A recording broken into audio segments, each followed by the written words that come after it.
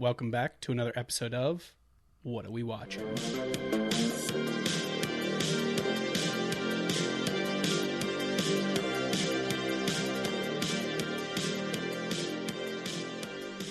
Welcome, friends.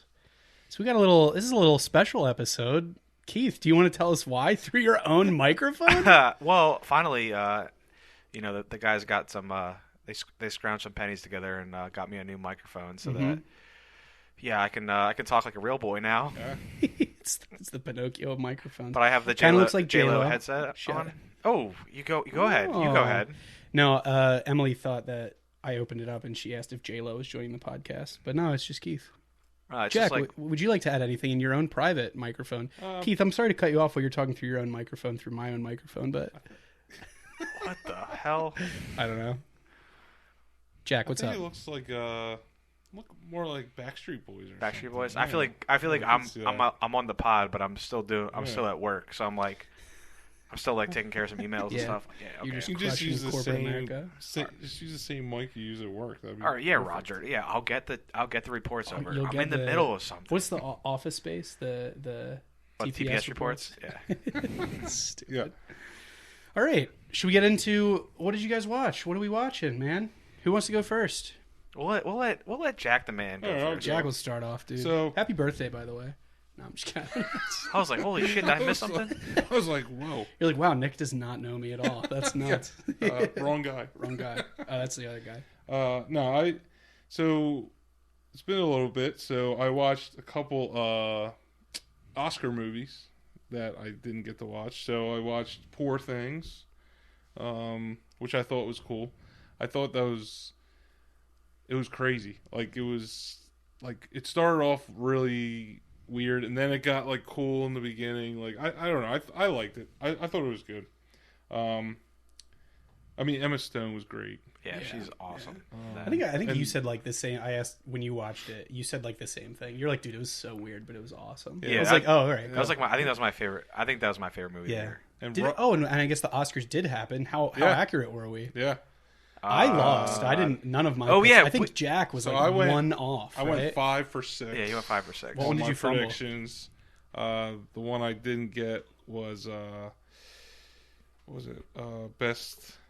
Best actress. I thought it was going to be Lily Gladstone, and it was Emma Stone. Oh, sorry, buddy.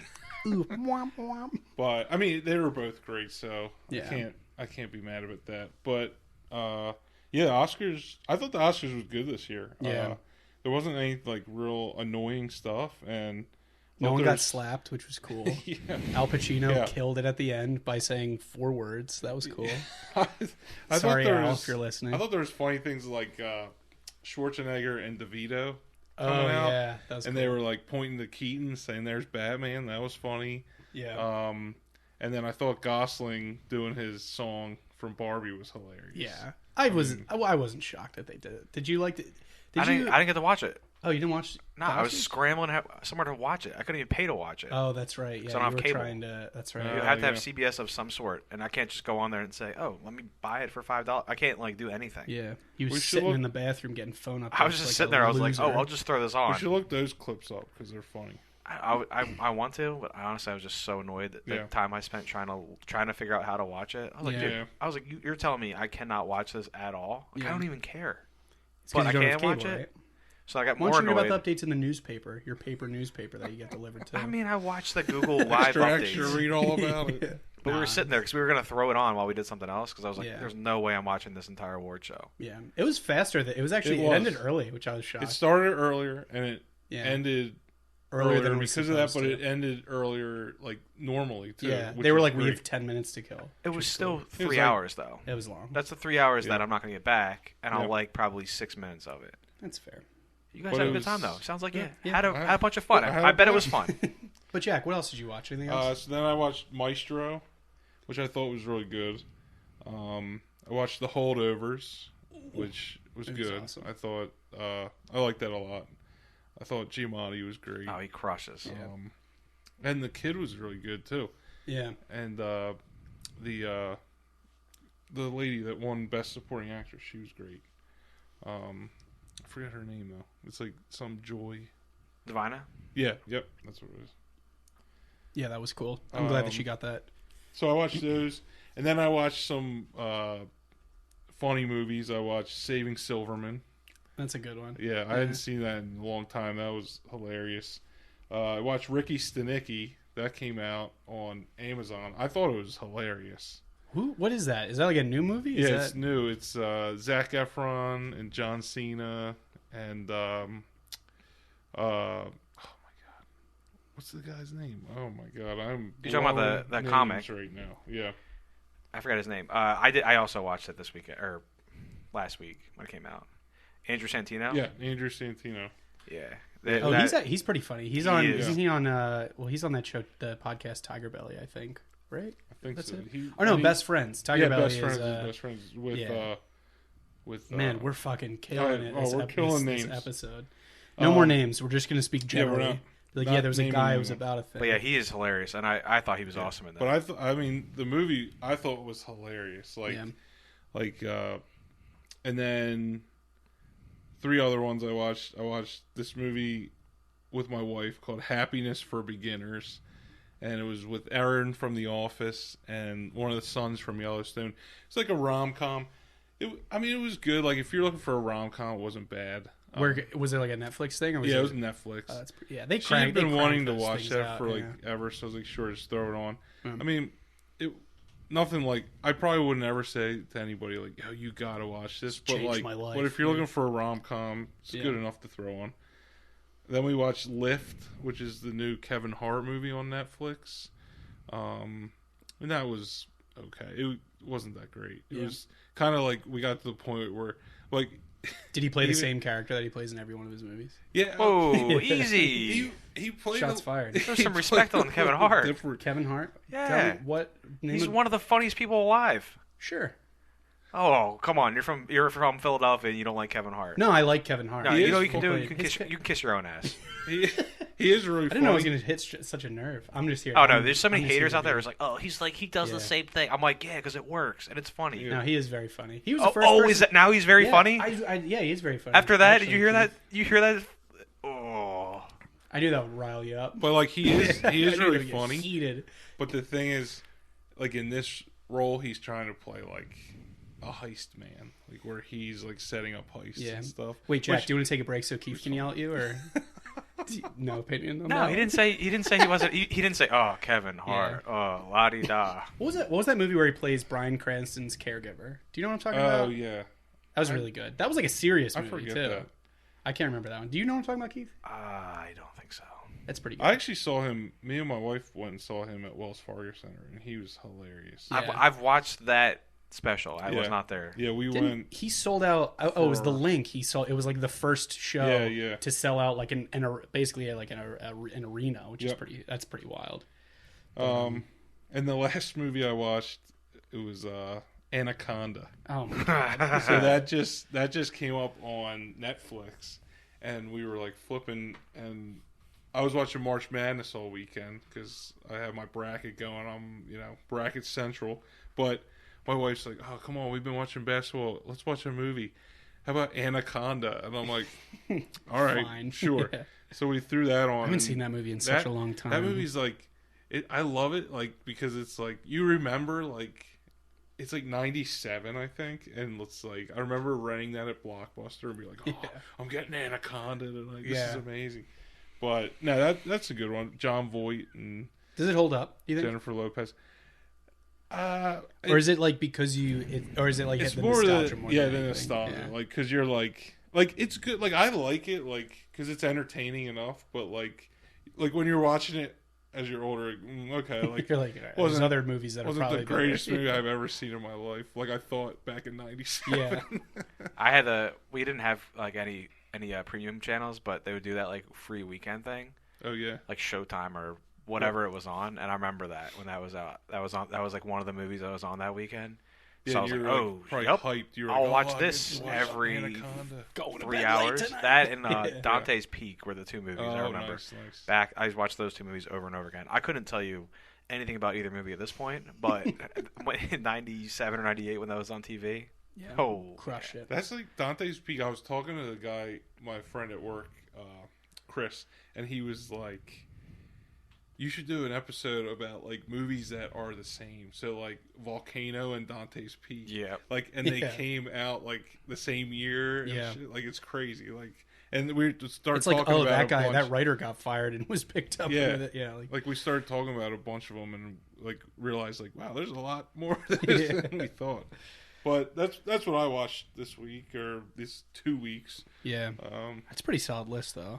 Yeah. I mean, not bad. And the movie you're speaking of is The Upside? The Upside, yeah. That was really good. I did not see that one.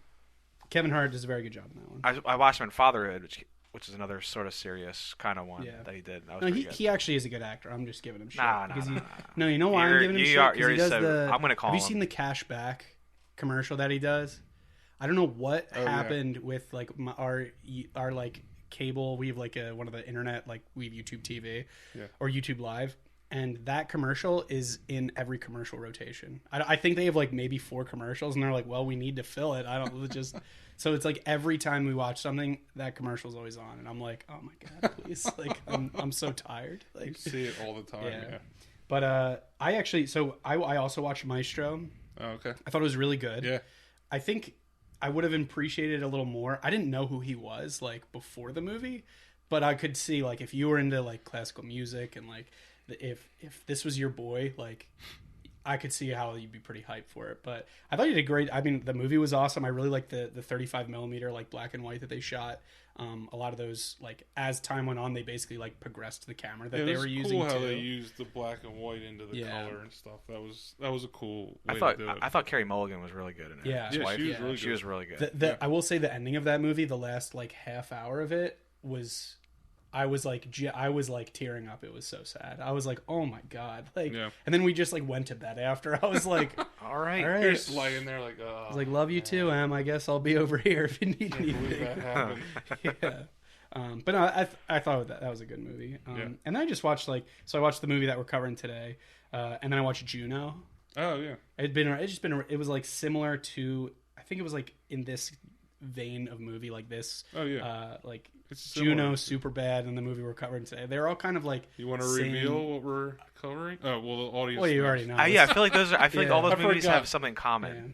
They all have something. I forgot in common. Yeah, that's. They're for people with glasses. That's what it is. That's why you like them.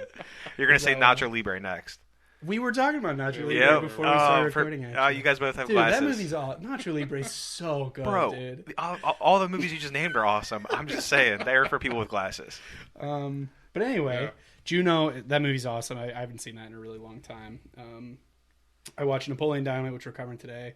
I watched The Witch, which is really good. The A24. Yeah, it's a good movie. I hadn't seen that one in a while. I think that one was a lot creepier than I remember. Like the whole time, you just feel off. Like this plot was really, really simple, but I thought they did I might have to give it another watch. That. I wasn't a big witch guy when I saw it in theaters, and I kind of was like, eh. Yeah, I think it was in the same vein as like. Did you see that movie, The Woman in Black? Like I didn't see a while ago with Daniel Radcliffe. I think it's like a similar. I remember vein seeing trailers, but I never watched it. I think it's a similar vein of like they made a bunch of these like horror movies where it was like there's no jump scares or anything, but like the general like feeling of unsettledness I think is like pretty good in that one.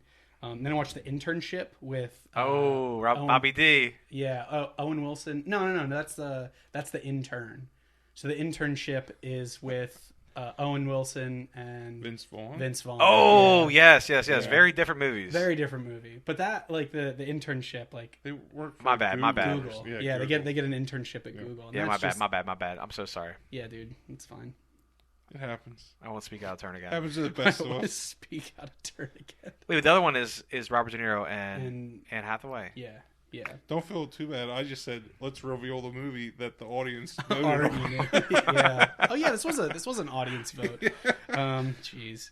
And then I watched American Fiction, which was really good. We were just like trying to get caught up on our like Oscar movies. And American Fiction was we were talking about it today at work, and that movie's awesome. Yeah, that's one I still have to watch. Yeah, I really like that one. It's a simple plot. I think it's why I like The Holdovers so much. It's like conceptually really easy to wrap your head around. They just kind of tell you a story, and it's good. It's good. Yeah. But and who's the guy who he plays the main character? Jeffrey Wright. He killed it in that movie. He's really good. But Yeah, I thought that movie was really, really good, and it was like, it's obviously, it wasn't like hammering you over the head, but it was like very relevant to just how things are to life today. And I was like, it's very real. But I think the way they did it was really good though. Like they told it in a very, I think it's like deadpan delivery of like a lot of the situations were just made it funny basically, which is what they intended. Yeah, I've heard like really good. That's really I thought that was really good. That was in my top movies too. I think it was whatever. What did you watch, Keith? Too many movies. So I'll just go over my theater stuff. I saw Dune 2. Okay, that was incredible. Saw that in IMAX. How many popcorn buckets did you buy? I didn't get any because they don't. I only do that at AMC, maybe. Yeah, they were sold out. I told Ethan to buy me one. I was like, if they have one, he's like, they didn't have the top, so I didn't buy you one. We went to Regal though, and it was an AMC exclusive. So we even if they weren't sold out, we would have never gotten it. Yeah, I mean, it would have been funny to have. But dude, there's like movie merch now. You can buy popcorn buckets, T-shirts, combos. Collectible cups. I'm like, yo, what the fuck, bro? Did you see I just want to see a goddamn movie. I don't need to be saying it's like amazing. Oh, the movie? Yeah, the movie's incredible. I thought you were saying the popcorn bucket. I was like... Jack's like, I don't have one, but somebody told me it's the coolest popcorn bucket. Cool, dude. Extra butter? Come on. Yeah, dude. Yeah, especially the shirt. It says, "I'm just here to fuck the popcorn bucket." Yeah, I saw that. That was hilarious. I gotta give people credit. Like that's pretty good. Hilarious. But... And wear that to the movie. And how fast they got that out. Oh, it was next day. Yeah, that's so awesome. Yeah. But what else did you see? Well, that movie's awesome. I recommend that. Well, see the first one first, obviously. I really like 84 Dune. I like that a lot. This is obviously very different. Yeah. But, it was awesome. And in IMAX, holy shit. The sound is what really gets you. Like, you're obviously watching a wall, but everything that happens, it's just like... You feel it. Yeah, you're feeling it. That was really good. In theaters, what else did I see? I saw Love, Lies, Bleeding, the infamous movie where the man... I did see that, yeah. That was really good. Yeah, that guy got arrested. Someone got caught with his pants down quite literally. Yeah. Really? You didn't hear about that? You didn't see the picture? I didn't hear... No. The picture? No. I know that sounds crazy. No, the picture is like... So you've been to like a movie tavern style? Yeah. Okay, so the seats are like recliners. Yeah. The image is above with the lights on. So after... Like he fell asleep. So he was asleep. Oh, no. They went to go clean it. They were like, yo, this guy... So there's a sensor bar over his lap, and he's just laying there asleep. Next to him is like a bottle of Crown Royal, packet of cigarettes, all these empty drink containers. So he just got like smashed out. And then just... Smashed out, and then fell asleep. And then the headline says, man found himself trapped in the theater. So I guess they were like... we don't know what to do yet. Call the cops until they get here. We are not. They just lock. I guess they just locked the theater so you couldn't get out until the cops got there. Yeah. And then they just obviously arrested him. How do you just do that and then be like, I'm just gonna fall asleep here? Yeah. I mean, this is a good place to snooze. He probably passed out if it's, but like if he was drinking and shit. Like anyways, must have been a good one. The movie was awesome. Oh no. The movie was actually awesome. Yeah. I when me and Olivia went, I was like trying to figure out like. From this guy's viewpoint, like what part was he just like, you know what? Because I'm like, there are a couple bow chicka wow sequences, and I was like, there's one that's very intense, but it's a very short and intense thing. I'm like, I don't like it. It's not like it's like here comes the scene. Like I don't know when he was just like, well, you know what? This looks like a good. It's about to go. This down. Seems like a second viewing for this guy. This seems like he. No, it was opening night. It was like Thursday night, opening night. I remember doing his research. He was that locked in because I was thinking about going on opening night just because it was like Thursday night, but like we couldn't make it. Yeah. And then Friday morning the headlines were flooded. I think it was Thursday night. Was it a good movie? Dude, it was awesome. Yeah. I thought it was a really good movie. So that is the movie that I thought Driveway Dolls was when I went to go see it. It is not the same movie. Yeah. And it's much better. That's a wrestling movie too, right? Yeah. So it's like it's like good times to be a wrestler in movies. It's like Pain and Gain. You ever see Pain and Gain? Yeah. It's like that style. It's not really like that at all. But if you just imagine a bunch of steroids, a bunch of steroids, a bunch of wrestling, and some crime, bunch of people getting shot in the head. Oh, cool. It's awesome. Yeah. I thought that was awesome. Yeah. It was really good movie. What was it called? Love Lies Bleeding. Love Lies Bleeding. Yeah. And what else did you? Anything else? Oh, I gotta give her a shout out. Her name is. Katie O'Brien. She was actually in The Mandalorian season 3 too, but she was actually a bodybuilder. In real life. What does she look like? She looks crazy. She's what's her name? Jacked out of her mind. Katie O'Brien. The pictures you're seeing online, they're not as crazy as the movie though. I'm just trying to see. She's just ripping steroids. her and Kristen Stewart fall in love, and they're just like. Cause she looked pretty. There's all this. Spoilers. Ed Harris. Ed Harris is the father, and he looks like Taking Deborah Logan in this movie for some reason. I know you know exactly what I'm talking about. If you haven't seen the movie, you know Taking Deborah Logan, just the movie poster. He looks just like that. Yeah, he looked crazy. He looks insane. But what else did you? Anything else? We went to go see.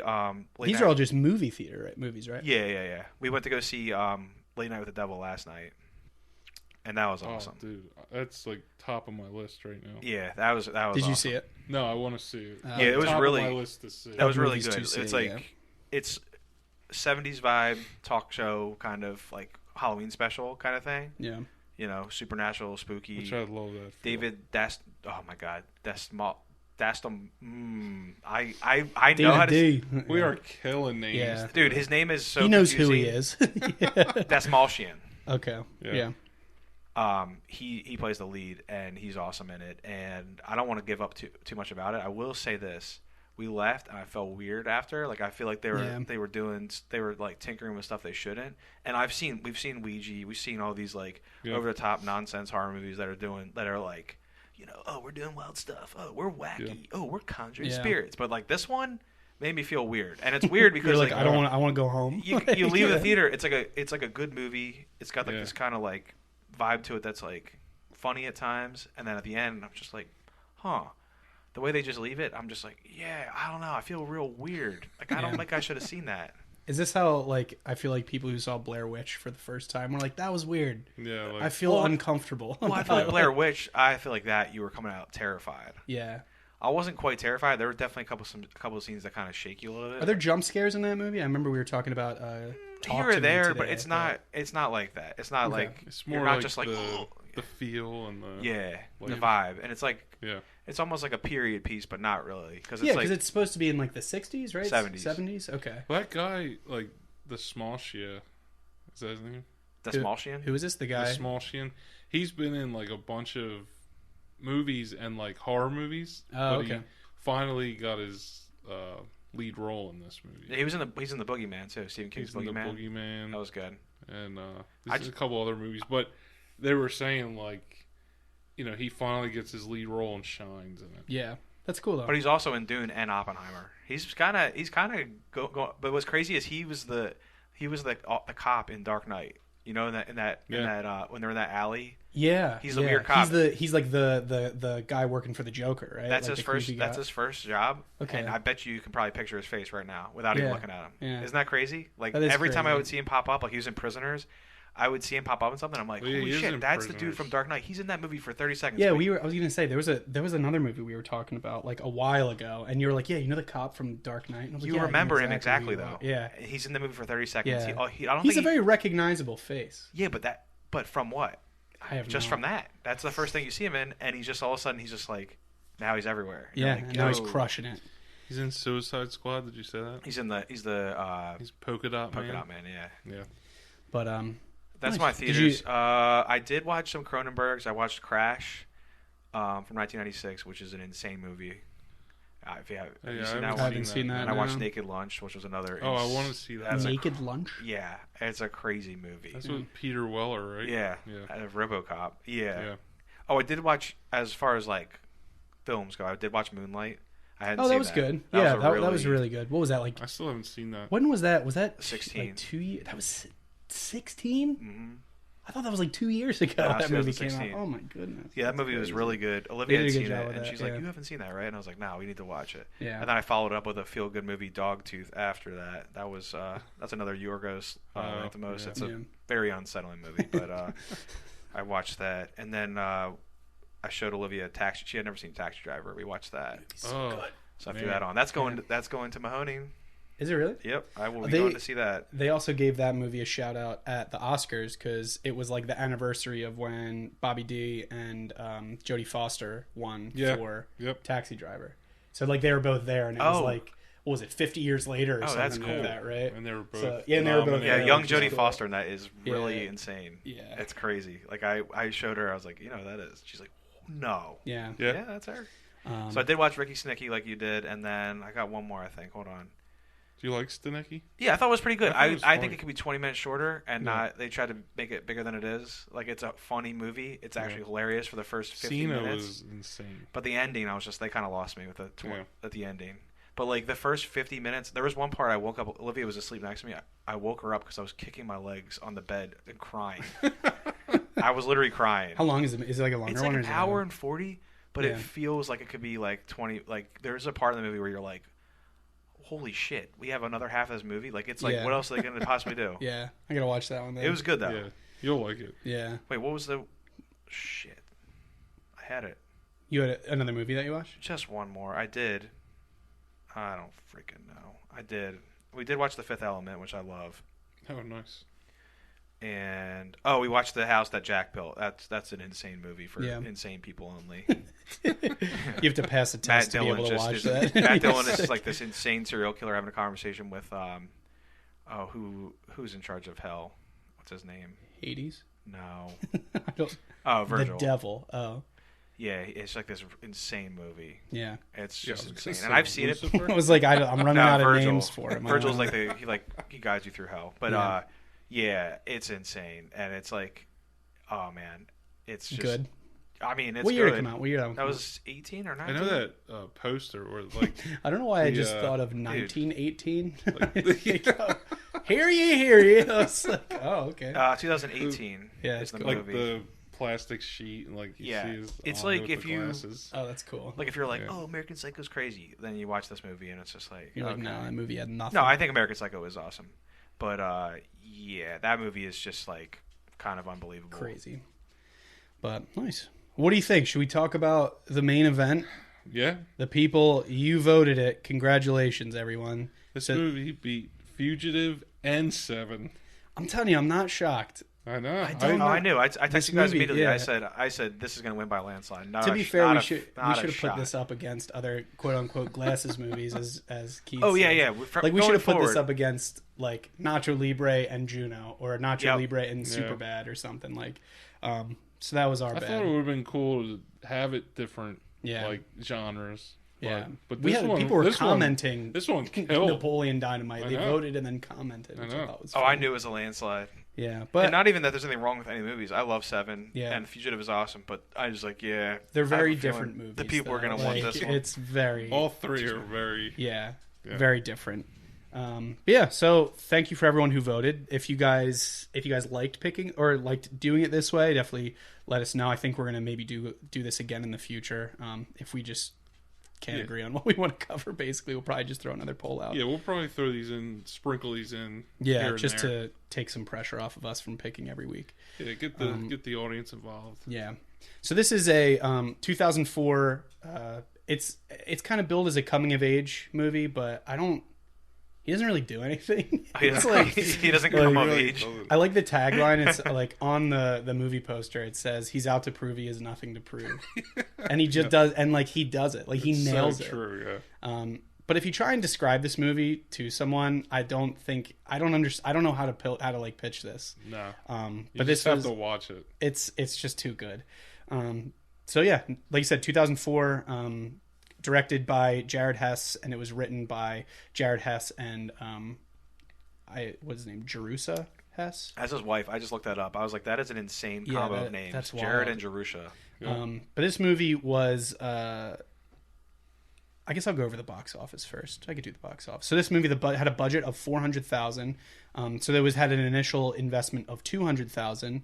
And then was later, after it was basically bought, after the distribution was bought, they pumped another $200,000 into it to film the wedding scene at the very end. So they did a little extra marketing and then put some movie to film. They brought everyone back to film some extra funny scenes. That's why it seems so like disconnected. But as a fun fact, right out of the gate, did you see who funded the initial project? I did not. So it was, I believe, Jared's brother. But he is the founder of 1-800-CONTACTS, the company. Really? Yeah. He basically, so this was, they came to him with this idea that they were going to make this movie. And he basically gave them $200,000. He wrote a check for him and was like, yeah, man, I believe in you, but if you fuck up, I'm never giving you money again, but I'll still love you. Oh, man. And they went from there, and Napoleon Dynamite was born. Do you guys want to does someone want to walk through the cast? Yeah, I was going to say, just staying on the money bit. Sure. John Heder was only paid $1,000 to play Napoleon Dynamite. That's wild. This was like his breakout. This was like his first. This kind of like started his career though. Because they did the short first, and then he was the star of this, and but the movie. So he's paid $1,000. The movie grossed over $40 million in the United States, which is like insane. Wait, how much did he pay? $1,000 to play. So what, as Jack mentioned, this was actually based on a short film. So they wrote this while they were at BYU. So there was basically a student project, and it was based on a short called Palooka, which you can actually see on YouTube. I think I sent you the link. You showed me that. Did you watch it? Yeah. It's pretty cool. Like, his name wasn't Napoleon in that one. It was Seth. It was Seth. Yeah. Pedro was actually played by two people. It was like his two friends.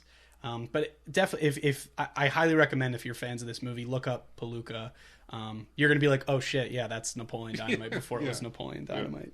So yeah, who did you guys want to go on the? Who wanted to go over the cast?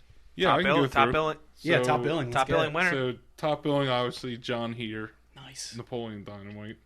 I mean, I thought some of these side characters were even funnier than John Heder. Like, I think you can't replace any of these characters. No. It was perfect. Like Efren Ramirez plays Pedro. John Grease plays Uncle Rico, who's living in 1982. Which one? I bet I can throw pigskin over the mountains. Aaron Ruel plays Kip, his brother. Diedrich Bader, who's in a lot of things, plays Rex Kwon-Do. Dude, he might be one of my favorites. Yeah. Rex Kwon-Do is hilarious. Yeah. And then Tina Majorino plays Deb. Sandy Martin plays the grandma, and she's Mac's mom. Yeah, Always Sunny. It's Always Sunny. Yeah. And then there's a bunch of other people. Haley Duff plays Summer Wheatley. Yeah, I was going to say Hilary Duff's sister plays Summer Wheatley. Obviously, Hilary Duff was, what's her name? Lizzie McGuire and a bunch of other things. Oh, shit, that's her sister? Yeah, that's her sister. So a lot of these people... But did you guys know that without looking it up? That's her sister? Okay, because I was like, I didn't know she had a sister. I was going to say, I knew it because I had read it like a bajillion years ago, so it wasn't like new information. Yeah, that's something a guy with glasses would tell me. Okay, dude. Like, I don't know what your beef is. So I had some fun facts about the filming of this, like right out of the gate. Both John Heder and Efren Ramirez have identical twin brothers. Oh, yeah. Which is kind of shocking. And we'll get into some juicy things later with what happened with Efren's brother, Ramirez. Did you know about this? I'll spoil it right now. I don't know. You have like a lot of information about this movie. I told you, I love this movie. His brother was impersonating him and was getting paid as like Pedro. He would go to events and basically be like, "Yeah, I was Pedro in Napoleon Dynamite," and he would get like paid to sign autographs and stuff. So his brother sued him, and he had like a cease and desist. Oh, so his brother wasn't in on it? No, his brother was like, "Yeah, stop telling people you're me, please." Oh, dude, he should have let him. He should have let him ride with that. I don't know. Let the little brother let him earn. I mean, how is he gonna earn? But how much money is he making on this? Oh, I don't know. Yeah. I just think that's hilarious. All of a sudden, he has more money than Efren. Yeah. But apparently, he would go to it started off as he basically went to something that he couldn't make. Like, it was like a meet and greet press type event that he couldn't go to, and so he was like, "Yo, can you go for me instead?" His brother's like, "All right, I'll do it," and and then he ran with it. So he created the monster, dude. Yeah, it's wild. He gave him a little taste. It's wild. So yeah, do you want to get into the plot? Do you guys have any other fun facts about filming, background, production, anything like that? No, I was just gonna say, when they're doing the billing and it's like on plates of food and stuff like that. Yeah, that was which so is pretty cool. Yeah.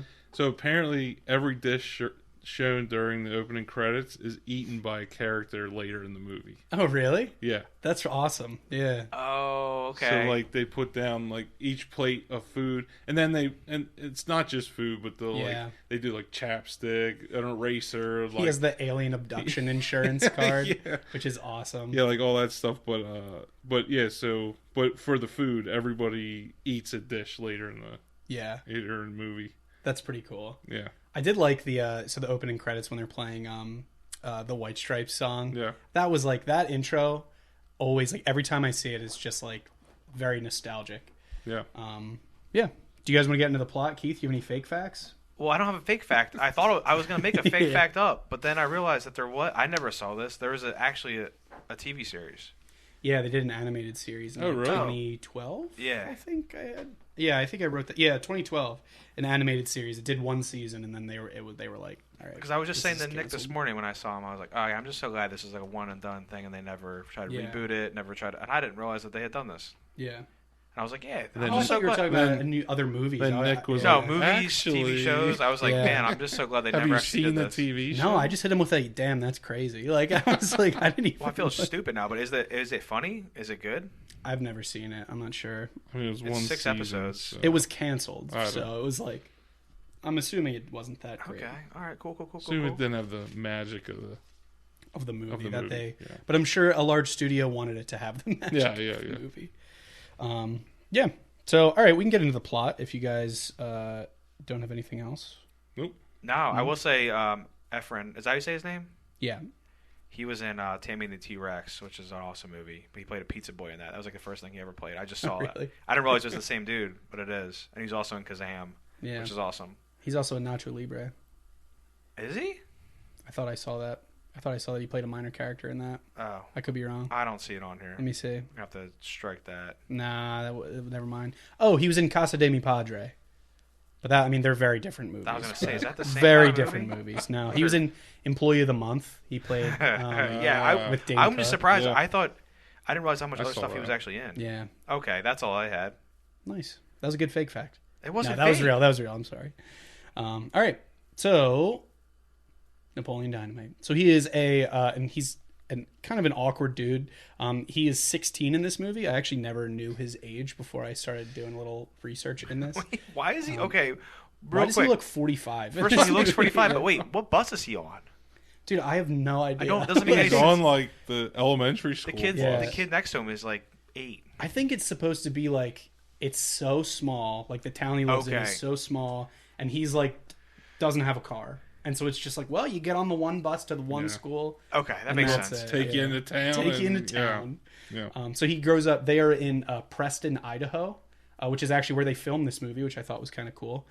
He lives with his grandmom, Carlinda. I didn't even know that was her name. That's really funny. And his, I would describe him as stranger older brother Kip. Dude, I love the brother. The fact they're in the same family is so awesome. So good. It's so good. So the movie starts off with him, Napoleon, just kind of standing, waiting for the bus. He gets on the bus, goes directly to the back, and it's just like a gaggle of like kids around him, being like, "Hey, man, like, what's like?" You can tell they think he's really cool, but he's not. And so he basically, they're like, "Oh, what are you gonna do today? Like, what's gonna be the big bit?" And this is where you first hear of his first "gosh." What do I feel like? God. And so he has like a fishing line attached to a action figure, throws the action figure out the window and is just kind of holding on to it. And then the camera just pans to, and that's like his ride. That's your introduction to the movie. Right. Which that scene is actually in the short film too. Oh, it is? Yeah, they did that. That was one of the, I think that was like one of the, I mean, it was pretty much the bus scene is pretty much. I love that they kept that though. It's so strange. Like, I know, it's just so weird. I guess after seeing that, it makes a lot more sense. I was wondering this scene's kind of just like, why the hell is this happening? I guess it was just like a nod to the original project, which is even cooler. Yeah. He basically, you learn fairly quickly that he's a bullied guy. He's getting bullied. He's kind of just like bullshitting his way through school. He's drawing on his desk. That he gets called up to do a current event like in the beginning of the movie, and he talks about how Scotland called upon the help of local wizards to bless Lake Loch Ness. Yeah. To, quote, blow Nessie out of the water. Yeah. He's like, Nessie needs our help. Like, if you watch the first 10 minutes of this movie and you're not like, this is the greatest movie of all time, I don't trust you, I think. But he's basically, he's dealing with various bullies who just torment him. I almost said relentlessly again, but torment the shit out of him all throughout the movie. Keith, what do you got to add? Any comments? What? I'm just keeping you on your toes, man. The one, I think I was listening to Story Time. I was having a good time. No. The one bully's like, he's like, what have you been doing all summer, Napoleon? He's like, I told you, I spent the summer hunting wolverines. In Alaska. God. He's like, did you shoot any? Heck yeah, I did. Like 50 of them. Yeah. He's like, what would you do if they were trying to eat your... What are they trying to do if they were trying to eat your little brother or something like that? Yeah, how would you feel? So he's like, what'd you use? Freaking 12 gauge. What do you think? Dude, his snow boots they kill me. They're wild. Yeah. So just his character, his perm, like his signature perm. Apparently his hair like wouldn't. There was a couple of like little featurette type things that I watched, but there was one. It was like the filming of Napoleon Dynamite. He had to get like several perms, even like the day that they started shooting, because they wanted it to be like locked in. And apparently he couldn't wash his hair for like weeks because it was so like just dense with, and they didn't want to ruin it. But yeah, that's silly. Anyway, so it's very quickly the plot thickens with when his grandmom is out on a date night. She's going out of town to quote meet some friends, and then she's going to be away. While they're at school, while Napoleon is at school and Kip is at home, crushing it online on chat rooms, his grandmom gets in an ATV accident and breaks her coccyx. Yeah. So doesn't she just you see her fly over the hill and then that's it? Yeah, you see her just like flies off the ATV. She's like, ah. Also, Kip is he's grating an entire. I don't even know. I wouldn't call it a block of cheese. It's a fucking log of cheese. Oh yeah, he's making nachos. It's like a Velveeta, dude. But it's so. It's like literally. Yeah. It's like I'm busy. Oh yeah. After Napoleon gets bullied, he's like. He goes up to the nurse. He's like, "Can I use your guys' phone? I'm not feeling very well." Calls home. He asks him to pick him up, and he's like, "I'm busy right now." And he's like, "I'm really busy right now." He's just grinding the fucking cheese. It's so hard to talk through this movie because we could just say every quote in chronological order, and I think everyone would get the movie. Remember he meets Pedro after that? Yeah, for the first time, and he like sees his bike and he's like, "Oh, you got pegs?" Like, shocks, like, what bike you got? It's like a sledgehammer. And he show it. It's actually a sledgehammer. I'm like, what the fuck bike is this thing? Oh, dude, that scene is awesome. He's like, "You gonna take off any sick jumps?" He gets the 3 feet of air, according to Napoleon, and then he just absolutely wrecks himself. As soon as he hits the ramp, it just all crumbles. Yeah. I do have a story from when I was a kid. So we had. I'd love to hear this. Yeah. Well, it just reminds me of this because we had this like. Did you have a sledgehammer? No, I just had this. So I was older. Like I had my like mountain bike, but then like I had this little bike, like my first bike. Yeah. And so I was just like, you could jump that thing because it was so little. Yeah. So we had this hill that I lived on, and at the bottom we had this like we didn't even make the ramp. It was like one of those things where the sidewalk makes a ramp. Like, yeah. So we was like just gone it, and my buddy's like, you better get some air. So I did, and the one time like I would get like probably what Pedro did that like 3 feet or whatever. And I remember this one time he gets conservatively 6 inches of air that time. But I'm just saying, like, it'd be like really not that cool. But this one time. I don't know what it was. Everything, like the wind must have been right. I hit this thing, and I was literally so high in the air. I remember my buddy was like, 5'8", 5'9", however old you are in like 6th or 7th grade. And I remember my tires were like above his head. And he was just looking, and I'm looking like this. I'm like, what the? I have no idea how it happened. I'm like so high in the air. And I'm on a little kid's bike. I'm on my first bike. So it's like... Nothing is good. Not gonna be all of a sudden, the neighbor is like they're older, but they have like grandkids. Yeah. This kid comes out from behind a tree in a scooter onto the sidewalk. I'm looking at him, and I don't know what to do because I'm literally gonna crush this kid to death. So all I do is I just start turning my body, turning the wheel. Yeah, I'm like, well, anything. So this kid literally like it's like he was like a kid from the Village of the Damned. He was like a blonde-haired kid. He popped out with the scooter, saw what was happening, popped back behind the tree. I had already started turning. I hit that ground like a bag of shit, dude. I hit so hard. My buddy was just like, "Oh," he's like, "You got so much air," but got wrecked on the and it was like this little bike that just like my legs, everything felt like it felt like I shattered everything. I'm just picturing you as like the kid in E.T. Just... Dude, I was literally, I looked over, I was like, am I gonna see a fucking airplane up here? I was so high in the air, and like I have no BMX skills, no skateboarding skills, no rollerblading skills. Yeah. I have no like. You have the standard issue skills that like every boy on a bike gets when you're like, yeah, I'll hit that jump real quick. Like, I have the you should probably have wrist guards on kind of vibe. Like you should have, for some reason you should have a retainer and wrist guards. You should not be on any kind of moving apparatus. And I got wrecked. And I remember I just hit the ground. I was just like, oh man. I got up and he's just like, are you all right? He's like, you got to go again, man. That was the end of Keith's bike career. Yeah, and that was the last time It was so bad. I've gotten so hurt so many times like that. Yeah, all my injuries were just like so stupid. But yeah, even in the movie, like it looks like it actually really probably didn't feel too great. Did they get his identical brother to do that one? I don't know, dude. I hope. Yeah, put him in there. They were like, yeah, we'll give him a 20. He's like, give him $50. He gave me $1,000. Give him 50. Give him a taste. He'll be fine. His taint will be all right, I guess, or it won't. Oh, that's wild. So they are back to the plot. After they find out that the grandmom has her wild misfortune flying over the dunes, you get a call. There's a guy with a van parked out in the middle of a field, and you find out that it's their Uncle Rico, who is called, the name is incredible. He's basically called in to look after the boys while his grandmom's on vacation. There's a really funny line that he says when he gets there, and he's like, yeah, your grandmom had a little spill at the sand dunes. And he's like, Kip's like 40 years old. What do we need you for? Like, do they ever release how old Kip actually is? Because he's older than Napoleon. He's much older. Because Napoleon looks 45. I think I read he's supposed to be like 16 years older than. Yeah, so he's like in his like mid 30s. He's just, and his uncle still has to come by to. He weighs 115 pounds, trying to be a cage fighter. Dude, that scene kills me. So yeah, I think this is like one of the first interactions. So I'm backing it up a little bit. When his grandmom's still there, and it's just Napoleon and his brother. They basically find out that they have some tension between the two of them. They're just kind of like, I guess it's like normal brother stuff, but he's basically like, Kip hasn't done freaking anything today to his grandmom. Yeah. And he's like, Napoleon, you're just jealous because I've been online chatting with babes all day. And then so they're fucking with each other, and then it turns out he's like, Napoleon, we both know I'm training to be a cage fighter. It's like, this is gonna end horribly. Yeah.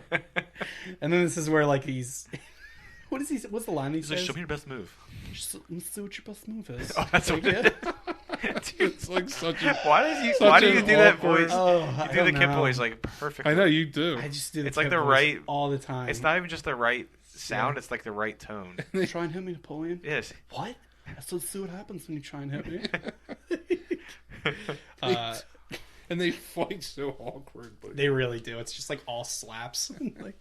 But it's so stupid. Yeah, when he slaps him, he's like, oh, jeez. Oh, that's what it is. Jeez. So yeah, his uncle is coming to stay with him. He is a former high school athlete who lives in a conversion van, basically parked out in the middle of nowhere. He treats Napoleon like a kid, which I think is just hilarious that whole time. He calls him Napoleon. Napoleon. Yeah. It's like, where's Napoleon? So that van, I was looking into just some more like just about the filming of it. So where they filmed in Preston, Idaho, they got a lot of donations from people like just in the surrounding area for props and stuff. Yeah. The van was actually someone who lived in the town. Oh, really? He was like, I have a van if you guys want to use it. And apparently the thing started awesome. Like all the scenes of him just parked out in a field. They couldn't get it to start, so they were just like, I'll just film it. Yeah. All right, this is where Uncle Rico lives, basically. Like they didn't plan on him being just like in the middle of nowhere, but it basically like wouldn't start like half the filming time. himself throwing footballs. Yeah. So yeah, he comes in. He's basically established. He eats all their steak right out of the gate. They don't. I feel like Napoleon really doesn't like him. He kind of takes Kip under his wing in part of this like one of several get rich quick schemes, which is they're selling like Tupperware. Oh, the Tupperware. They're doing there's like sailboats. They do like herbal supplements towards the end of the movie. He's like, well, the sailboat you get Tupperwares. You get the sailboat as a gift, sailboat as a gift. Yeah, and the wife is like, I want that. He's like trying to rip that Tupperware. He's like trying to rip it. Who's ripping Tupperware? Like, I can't do it. It's like, I can't believe that's don't the hurt feat of yourself strength. now. I think that's the feat of strength. You got to rip this. You got to rip this. Yeah. Wait, is it Kip that puts it under the van? Yeah. He's like, it's just basically, so funny. watch this. He just shatters. He's like, oh. So he's like, dang it. Wow, we're really all over this movie. There's so many good quotes in this movie. It's so hard to stay on track with this.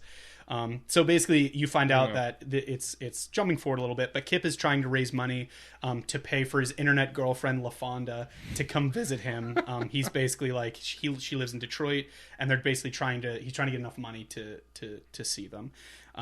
And he and Uncle Rico believes that if he gets enough money, he'll basically finally have the life that he wanted. He just constantly says, like, man, like, if Coach would have put me in, like, I would have been a pro. I would have had tons of money. And, like, that is a very common thread throughout this movie of, like, man, I'm telling you, man, we would have gone pro. Yeah, like, he said if he put him in, they would have won the championship game, and that would have been. He's like they would have won the '82 championship game. He's like, I would have been in a cushy mansion right now. He's soaking it up in a hot tub with my soulmate. So, do you remember when just real quick? Remember when Deb comes to the door? Oh, that's while they're fighting. Yeah, before Uncle Rico gets when he there. slaps him, he's like, I'll get the door, and it's Deb, and she's like.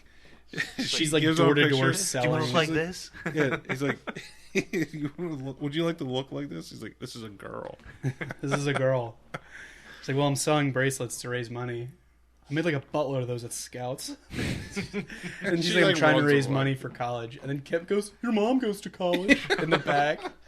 And then she freaks out and leaves everything. So that is like your introduction to Deb, I think. Like they introduce characters in such a strange way. Well, you see Deb, and then you kind of get introduced to Rex Kwon Do, because then Kip's watching TV and Rex Kwon Do commercial comes on. And he's like, we got to talk about that scene. Dude, so this is all before Uncle Rico comes. It would be kind of cool if you pulled me into town. And he's got the roller skates on. Yes. Yeah. That commercial Napoleon is nuts. Rex Kwon Do's thing. He's like, and the wisdom of a man. And he's got like a lady in a headlock. What is this? Yeah. That all happens before Uncle Rico comes to town. Again, this is one of those movies that like every scene is in itself just gold. Like it's hard to sum up every scene. So I apologize if we're jumping around a little bit. Yeah, because then when they go into town, they go to his class. Yeah, his free trial lesson. Dude, those scenes are so good. And he's like, think where I am in life, dressing like Peter Pan over here. Peter Pan. He's like, would you like to get roundhouse kicked in the face while I'm wearing these pants? And like the American flag pants. Yeah. Napoleon's shaking his head. Like, no. And then people think I'm a failure because I go home to Starlight Night. Yeah. As soon as they leave, Kip's like, this movie's so good. Kip's like, well, that guy's a ripoff. Well, it's a ripoff. Oh, it's so stupid. Yeah, Dietrich Bader, he's hilarious. So he plays his neighbor Lawrence in Office Space, which we were just talking about a little earlier. Turn on channel. What is it? Channel 12. Yeah. So anyway, have you seen the Drew Carey show? Yeah, he was on there for a really long time, wasn't he? That's what I remember from as a kid. What a funny guy. So now we're going to flash forward a little bit more. Uncle Rico comes to town. He, this get rich quick stuff.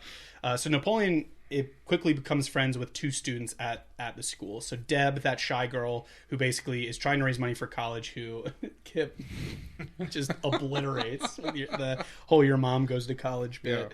Yeah. And Pedro, who is he's a transfer student from Juarez, Mexico, who basically is Napoleon is asked to guide him around and stuff like that. So actually that scene happens a little bit earlier in the movie, but I did want to talk about that. When he's like, yeah, there's like a buttload of gangs at this school. Like, this one gang wanted me to join because I'm pretty good with a bow staff. Bow staff, dude. He's just got like so many. He meets Pedro and instantly tries to play up like, yeah, dude, I'm kind of a big deal around here. A bow staff is what Donatello has, right? In yeah, Turtles? Yeah. Okay. All right. I was trying to picture it in my head. I was like, I actually don't know what a bow staff is. I don't think. Yeah. Well, that's what it is. It's a fucking stick. It's a stick. Yeah. It's a stick. So they. It's a stick. So they are. their newfound friendship. They're getting ready to go for their school dance. It kind of flashes forward a little bit. Now that they have their own little like trio of their little squad, there's a school dance coming up, and Napoleon is like, oh, who are you gonna ask? Like, I want to go, and Pedro wants to ask Summer Wheatley, which is like the most popular girl in school.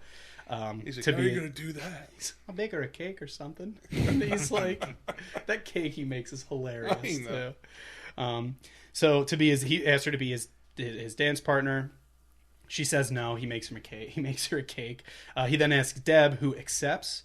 But Pedro, I think it was like Napoleon kind of liked her a little bit, so he's a little salty. He tells Pedro that his girlfriend was like a model.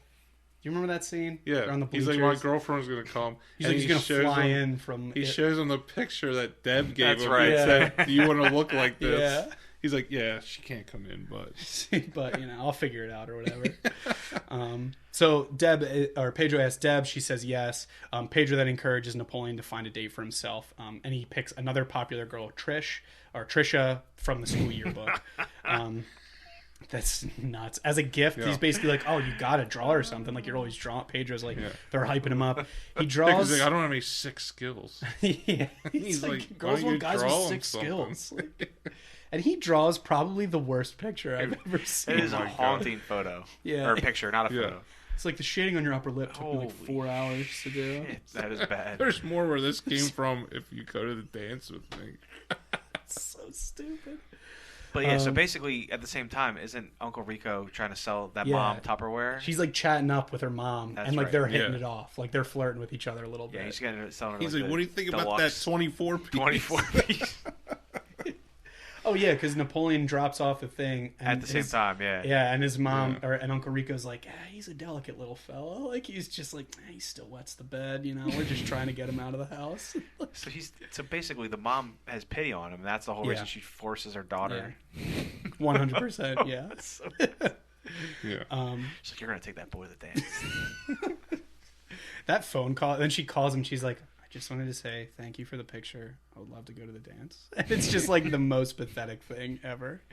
Remember when he says to Deb in the cafeteria? Oh, when he meets her for the first time? Yeah, and he goes up there and goes, I see you're drinking 1%. Is that because you think you're fat? Yeah. Oh, yeah, he's like, you could be drinking whole if you want. Like, I don't think you are. You could be drinking whole. Just crushing it from what day a compliment. It's nuts. But then, so he now has a date to the dance, I guess, through pity. This, again, it's really hard to describe this movie to people. He has a date through pity. He basically is now he needs something to wear, I think. And this is another whole great sequence. So they decide to go to a thrift shop to look at something to wear. And there's a woman's suit on a mannequin that he buys. It's like that brown suit. Oh, yeah. I mean, he kind of crushes it in that thing. Like, it's pretty iconic. And he has his Uncle Rico drive him to the dance. He's really late. And then Pedro's cousins come to pick him up in like that lowrider, which they're just like, are you guys Pedro's cousins? And they're like, they just shake their heads basically. Yeah, because Uncle Rico says, hold on, I got to make a stop on the way. Yeah. And he goes into the, he's like, don't disturb me while I'm in while here. I'm working. And he goes in there and he's like waiting there forever. And he just starts running. Yeah, he's like, just trying to get to the dance. So they are at the dance, and Forever Young by Alphaville, I think that's the band, is playing. And Trish instantly just abandons him to go with her other friends, which is really just kind of a bummer. But Napoleon or Pedro is like, hey, you should dance with Deb. Like, have a good night, basically. And then he compliments her puffy sleeves, and that's just pretty great. So it is now after the dance, and it kind of flashes to, it's like a school. It's class president. It's like election season now. This movie kind of jumps around a little bit. But Pedro decides that he's going to run for class president against Summer, like the most popular girl in school. They're putting up flyers and they're handing out like vote for Summer, like buttons and stuff. And Napoleon has a really great line. He's like, hey man, can I see one of those pins? And he gets it and he just wings it down the hallway. Yeah, from the jock guy. Yeah. And he just runs away. Anytime he runs is incredible. Yeah. So it really is. Yeah, those fucking snow boots, dude. It's so terrible. So to increase their respect for, demonstrating what skills they have as like people, they enter a Future Farmers of America competition. Oh yeah, like grading milk and cow udders, and he's like that. It's like that cow got into an onion patch. Oh, yeah. The defect in this one is bleach. It's like they just go off this. Like very good. Very good. It's like the two oldest guys in the world are like very People good. People are clapping. So stupid. Oh boy. So they do well. They win some medals and stuff. But it really, I mean, it doesn't really do shit for them in the end. So in the end, or they're basically back at the thrift store, or Napoleon's back at the thrift store kind of after they're trying to figure out what to do. And he buys an instructional dance video called Daquan's Dance Grooves. Yeah. So I guess he's just like is taking matters into his own hands of like, oh, I know it'll really kill it. I'm gonna learn to dance. I'm gonna learn to dance. So now it flashes to Kip waiting at the bus stop. When he's dancing in his room after he buys the thing. Yeah. Did you see what the sign said on his door? No. It said Pegasus Crossing. There's like a Pegasus with the crossing signs. Oh, like, that scene, and then he takes like the super quick like chug from his Gatorade. Yeah. He's just like throws his because LaFonda's sitting there. Yeah. She's like, "Whoa, why are you all sweaty?" Just working on my sick dance moves. So Kip picks up his girlfriend LaFonda, and she basically gives him like a makeover. Like she takes his glasses away. Like they're having like they're sharing like a milkshake. It's like really cute. She takes his glasses off, and he's like, "You're like, oh, this is sweet." And then she pulls out like the biggest chain I've ever seen with like, what is it, like an eagle medallion or something like that. And then his face just like drops, and he's just like, fuck yeah, like let's do it. So then they go back to their house, and she sees Napoleon come out of his room super sweaty and gives Napoleon a mixtape to be like, here's some other music to... My cousin made this or something. My cousin made it. And like that's when Kip comes out. He's got the do-rag. Yeah, and he's like completely different. The denim like suit on. Yeah. Or the denim like jean shorts and like cut off jean like jacket. That's when he goes, LaFonda is the best thing that has ever happened to me. Maybe one day you'll meet someone. Oh, so stupid. So Uncle Rico's ongoing sales scheme, basically he starts selling like enhancement supplements, let's call them, and he's basically trying to, he's like selling, he's sees some girls Napoleon's age, and he's like giving them flyers and stuff like that. Yeah, and so Summer and the other girl. Yeah, and Deb. No. What's her name? The girl. Trish. Yeah, Trish. So he's basically just like, it's called Bust Must Plus. Yeah, he's in. It takes a turn. I was like, yo. He's in Rex's house with his wife Starla. Oh my god. Or Darla or whatever her name is, and he's like, "No, you could be." And he grabs the two pots, and Rex comes in, and he just goes. He's like, "Get over here! Get over here!" He's just like. Oh man, so yeah, it's not going great. No. Uncle Rico tries to sell Deb the breast enhancement products, basically saying, "Oh yeah, Napoleon said like you would benefit." Basically, like being such a scumbag as usual, trying to like make a sale. So she like, Napoleon said that. Yeah, and so she basically ends their friendship and is like, "Yeah, like I'm not interested in being your friend. Like that's fuck you." Basically, Napoleon confronts Uncle Rico. He ends up throwing like oranges at him or something. He threw an orange at his van. And then he gets out and he throws an orange at him. That little standoff that they have where he's like... Yeah, and then he elbows him in the chest. It's so good. So he basically... his scheme comes to an end after he tries to sell to Rex's wife. So Rex assaults Uncle Rico and kind of puts a stop to that.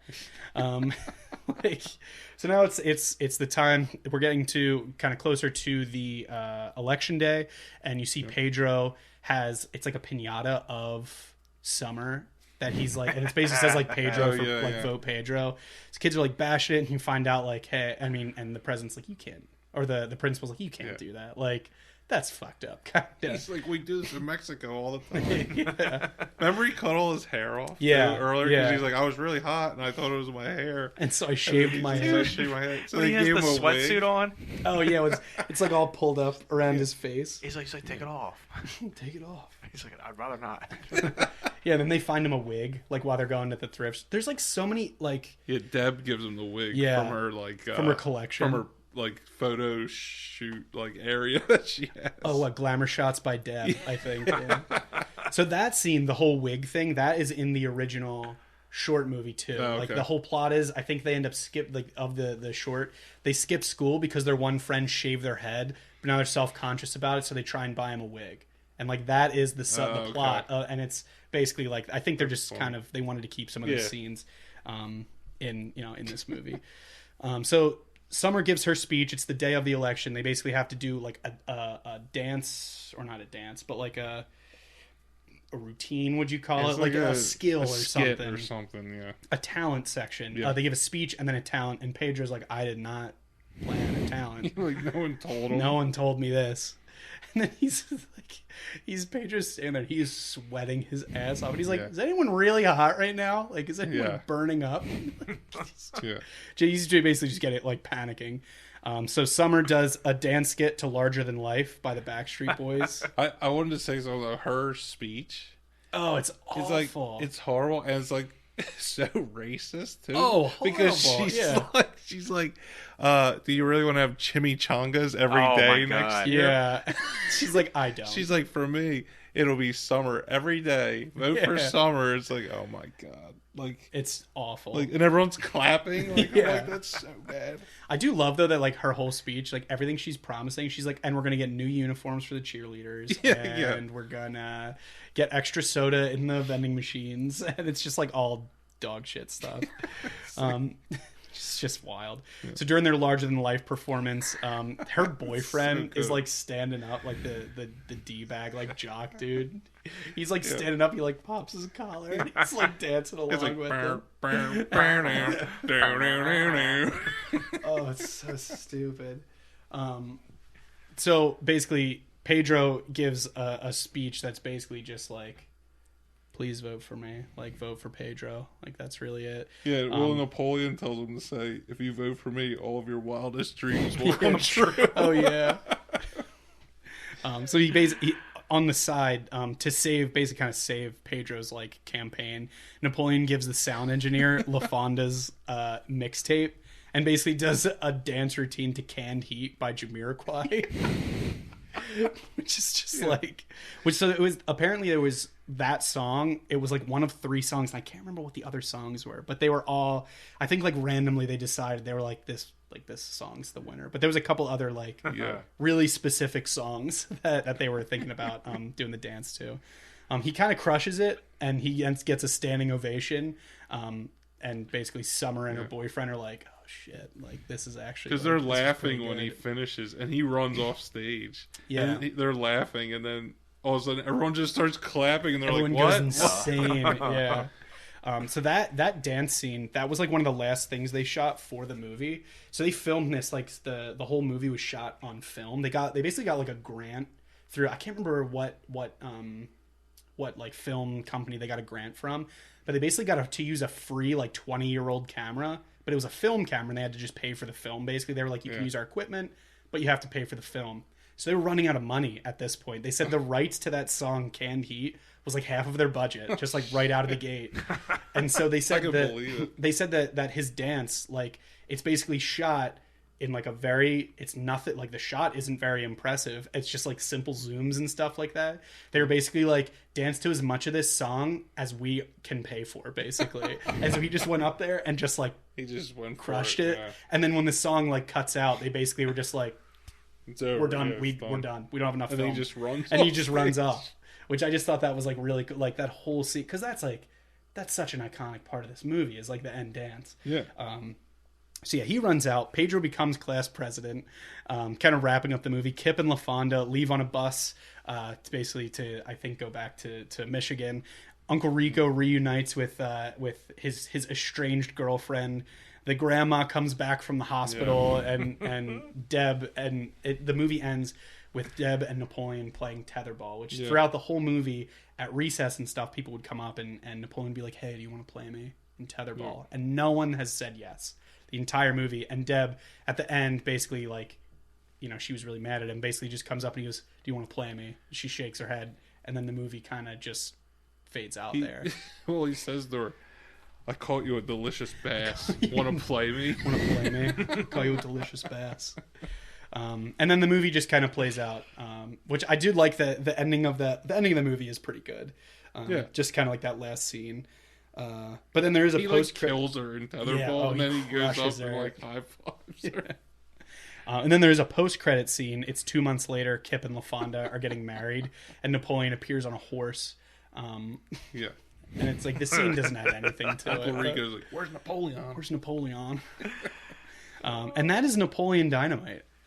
There was a couple scenes that I was thinking of along the way that we didn't cover, just like one-off scenes that like really didn't mean anything. I love the tater tots when he stuffs the tater tots in his pocket. Yeah, you want to talk about that one? Oh, he gets the because it's in the beginning. Because Pedro's not going to eat them, right? Is it Pedro he's with? Yeah. Yeah. So he stuffs the tater tots in his like zipper pocket. Yeah. And then in class, he's sitting next to the slow reach. That's the same jock that's like throwing him against lockers, right?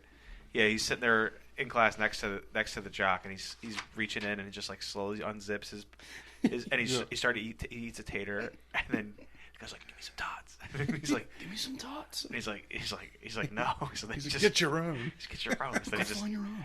Yeah. Then you watch it. I'm freaking starving. And he freaking kicks his pocket, smashes them all. They all start dumping out. They're all smashed. Oh my god! I don't know why I remember that scene more. Than it's so good. It's so good. Give me some of your tots. There's another scene that's really so. The one, it's right out of the gate when the bus is coming up, and he waves to the farmer Lyle across the way, and he's like, "Hey Lyle," and he's standing next to a cow with a gun. Oh my god! And the bus comes by, and then it's just like boom, and all the kids scream. Lyle's like, "This gun won't work," and he's like trying to do it. The bus flies by, you just. That so the cow that they used for that scene was another, like how the van was kind of given to them. Yeah. The person that they're basically working with someone to bring a cow there that they could just like use. They basically wanted to rent a cow. The guy canceled on them, and there was someone who lived in the area was like, "Yeah, you can just borrow one of my cows. That's fine." And like this dude just like drove a cow up, and they filmed that scene, and then the guy took her back. So there's that scene that I wanted to talk about, and then oh man, I'm completely. There's a scene I wanted to talk about when Uncle Rico shows up, and he's like, "You guys want to see my football video? Oh, my video!" And he like puts the video in, and like Kip's like, "Oh, that's pretty cool." And like Napoleon's like, "This is pretty much the worst video I've ever seen in my life." And then Kip goes, "Napoleon, how can anyone know that?" Yeah. He's like, "You know what, Napoleon? You can leave." Get out. Dude, and every time they're eating steak, it is horrifying looking. It's nuts. It looks like it was left at Weiss. There's like flies around for 6 weeks. They pulled it out. It's been on special since last month. Oh, so that scene, just to add to that one, when they're after Napoleon leaves, Uncle Rick goes, "Check that out," and he grabs Kip's leg, and they just look at each other, and he just like shifts. It's just so awkward. I love it. What was the scene you were gonna say? No, I was gonna say when he's drawing the liger.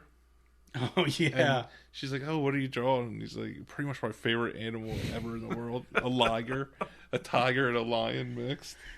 And then after that scene is when that was after he first met Deb. Yeah, and he's just like sitting outside. He returns all of her stuff that she left at their house, and she's basically like, "Hey, thanks for dropping off all my stuff." And he's drawing the liger. Yeah, because and then when he rides up with Pedro on the bike, Uncle Rico throws a snake in his face. Yeah, he's like, "What's your problem?" And he's like, he almost crashes the bike. Yeah, because they're basically sitting that scene. It's basically like, again, one of these throwaway scenes. Yeah. Uncle Rico and Kip are on the doorstep, and he goes, "Kip, you're into like science fiction. Like, have you ever looked into time travel?" Oh, the time travel thing. We didn't talk about that. He's like, "Have you ever looked into time travel?" And Kip's like, "Easy. I've been looking into it myself." And so he's like, "I'll tell you.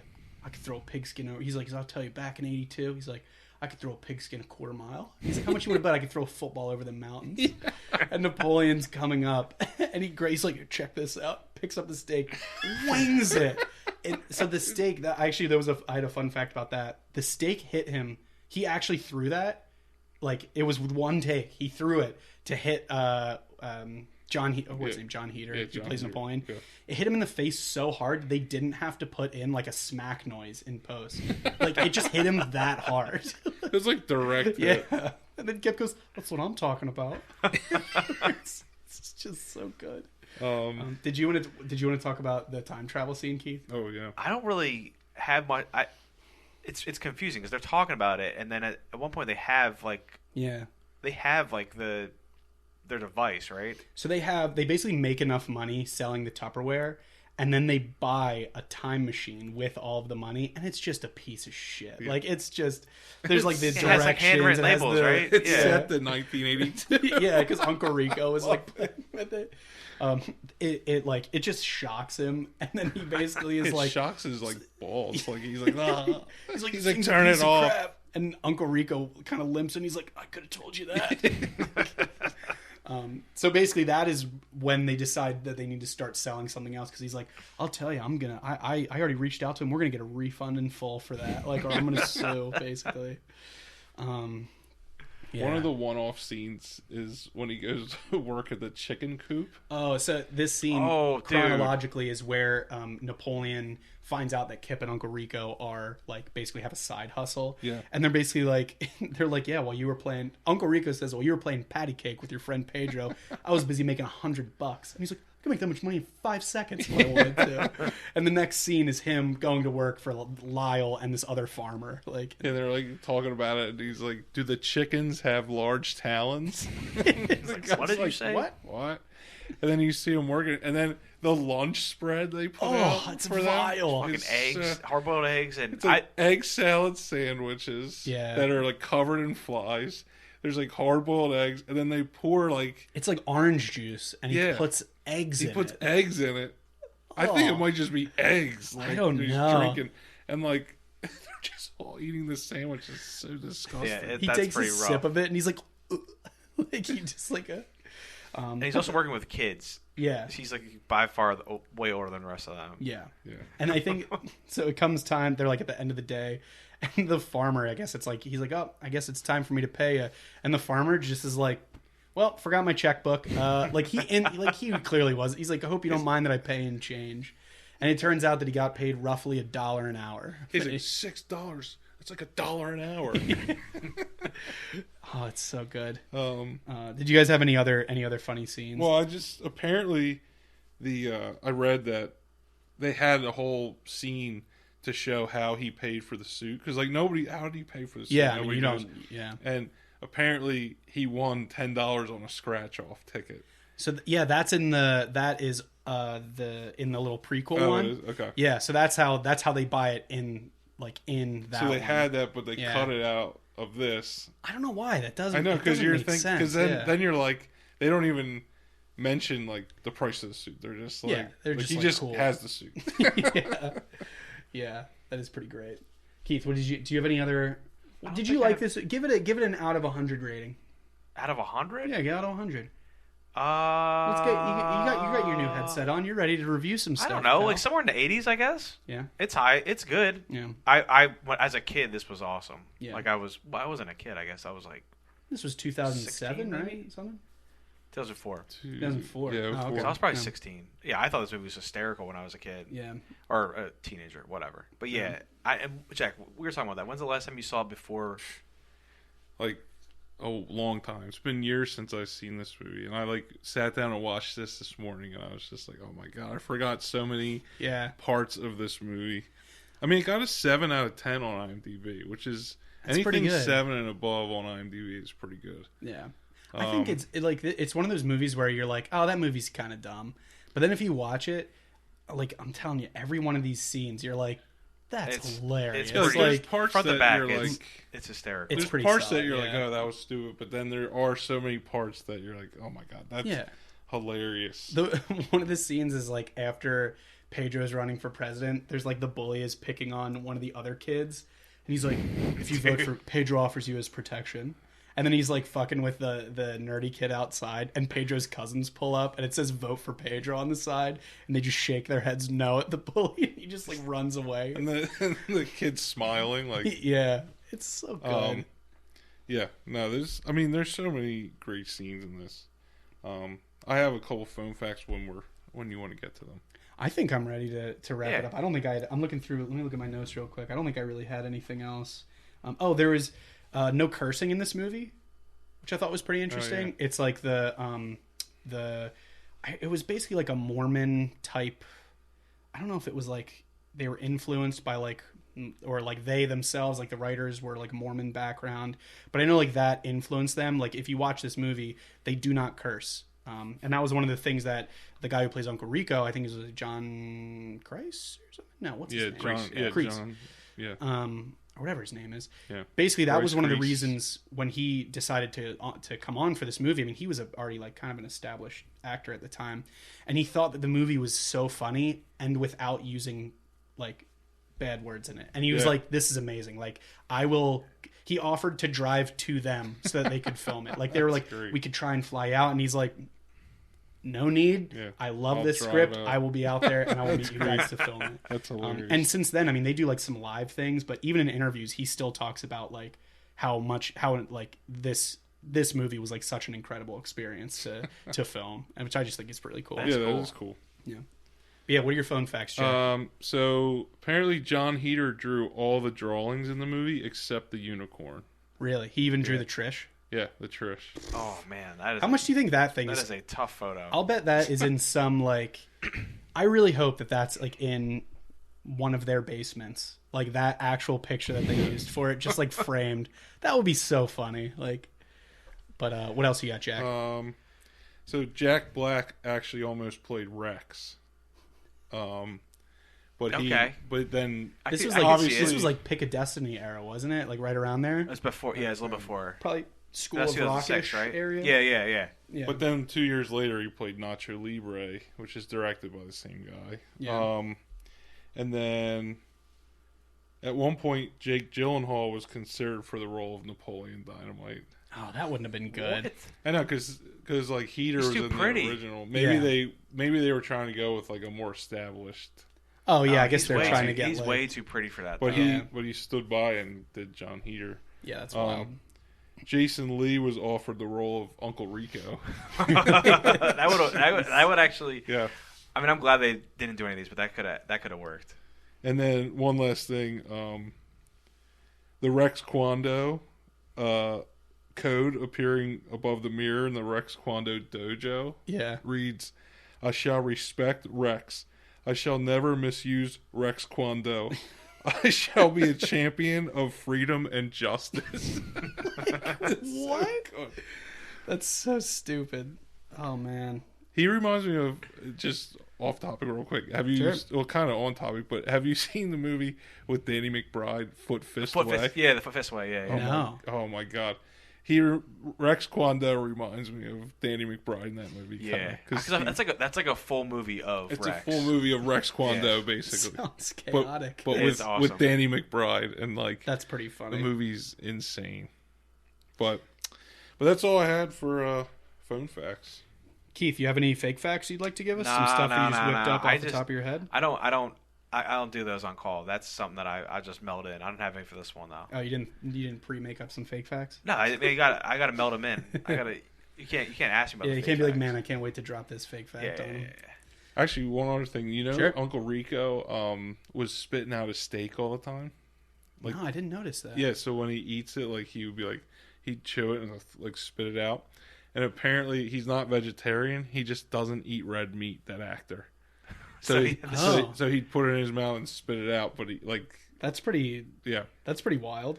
Which is probably why he threw his whole steak. Yeah, which is why he wings his steak. He's like, yo, I gotta stop eating steak in this movie. I'm so full. Like anyone that eats steak's not throwing a steak to somebody. No. Yeah, that's wild. But that's all I have. Awesome. What do you got? Who has a quote for us? You got a quote, don't you, Nick? Yeah, you got a quote. This is your movie, bro. You got a quote. Yeah, I did pick this one. Yeah, you did. I don't know. There's so many. Napoleon. You're just jealous because I've been online chatting with babes all day. I feel like that. No, that's once that quote was out, that was like what that was that the babe chatting quote. That was just something you'd hear everywhere. Oh yeah, that and the you think anybody wants a roundhouse kick to the face with one of these bedrooms? That was another big one. He tells Uncle Rico, he's like, chat room is usually about 4 hours. Oh, it's about 4 hours. He's like, are you paying for all this? He's like, oh, my grandmother is. Yeah, he's like, yeah, she gets really angry. Sometimes going for like 3 or 4 hours. He's like, I'd throw you out the window. All right, I got a quote. All right. Just tell them if they vote for you, all your wildest dreams will come true. There you go. That's good. That's a good one. Until next time, everyone.